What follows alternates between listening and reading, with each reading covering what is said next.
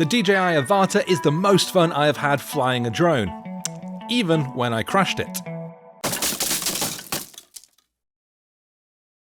The DJI Avata is the latest flying machine from the dominant drone maker, and it improves on its predecessor by being smaller, lighter, and safer thanks to these new enclosed propellers.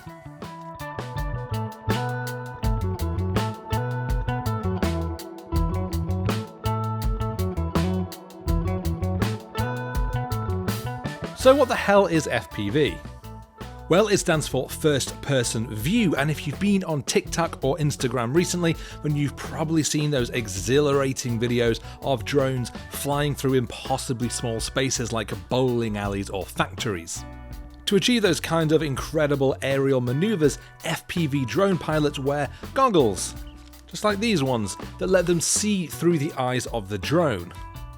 So that means they can navigate around obstacles or through tiny gaps at high speed, almost as though they are up there controlling it themselves. And that is exactly how you will fly the Avata. Like the previous DJI FPV drone, this one over here, the DJI Avata comes with FPV goggles that put you up in the air, seeing the environment through the eyes of the camera of the drone. Now, I've been flying drones for some years now. In fact, it was since DJI's first Phantom 1 launched back in 2013, but the first person perspective is very, very different and very, very exciting. It's the nearest you can actually get to feeling like you're flying, short of putting on one of those wingsuits and jumping off the top of a mountain, which I really don't want to do. Pretty sure I'd just die. So, what is new with the Avata? Well, the design has seen quite a big shift with a much smaller body. The previous model was much bulkier and it had these quite long sticking out rotor arms, which made it quite difficult to squash into a backpack. But by comparison, the Avata's diminutive size is much easier to take on a trek with you to find a cool spot to fly. And then there's the new protective cage around the propellers, which not only keeps people safe from the drone, but also allows the drone to gently bump into walls or trees or other obstacles without those propellers getting all jammed up and this thing falling to the ground. Well, in theory, because it doesn't fully protect it. And while I found I could send it through some patches of leaves without it being too badly affected, a couple of occasions it did hit some bigger branches and it fully took the drone down.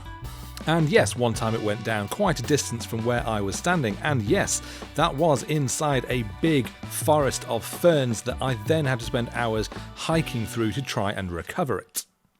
Now, of course, I can't really blame the drone for that. That was my error as a pilot. But my point is that this isn't necessarily a foolproof solution. You do still have to be reasonably careful with how you're flying it. But it's not just the drone itself that's smaller, the actual FPV goggles are as well. Compared to the previous model, they are a lot smaller and lighter as well, which makes them much more comfortable to wear for extended periods. That said, if you are prone to motion sickness, then you will still find that there is some nausea caused by using first-person goggles. For me, I found I could only manage maybe about 10 minutes at a time without having to take a break and let my eyes readjust. That's not a specific criticism of the Avata, just the nature of what it is like to use these kinds of headsets. I had exactly the same experience using VR headsets, and if you've ever struggled with that kind of motion sickness yourself, then it's worth keeping in mind when you're flying something like this. The goggles have updated OLED displays which are sharp enough to give a crystal clear view of whatever your drone is seeing, and there's almost zero latency, so you don't need to worry that your drone has crashed before you've actually seen it happen in the goggles. Of course, with your own vision obscured by the goggles, you may well need to have a spotter physically standing next to you just to keep an eye on your environment, depending on what your local laws allow. Wherever you're flying, always make sure that you are flying safely and within your local regulations. The camera on the front can shoot 4K video at up to 60 frames per second, and the footage from it looks great. It's smoothly stabilized and it handles high dynamic scenes well, with bright skies being kept under control and without the ground being too dark and shadowy.